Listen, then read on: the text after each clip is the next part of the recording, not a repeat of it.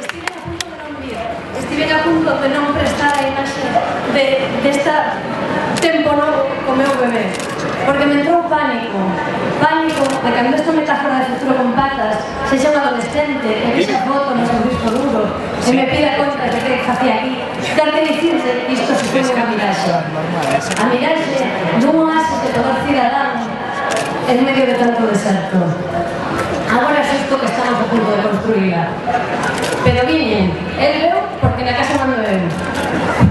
Eu viñen porque no medio do pánico, desa angustia de perder o que ainda non temos estamos a punto de conseguir, pensei que a única maneira de que non fora miraxe era estar aquí e coller este bastón coas miñas mans e que pesase.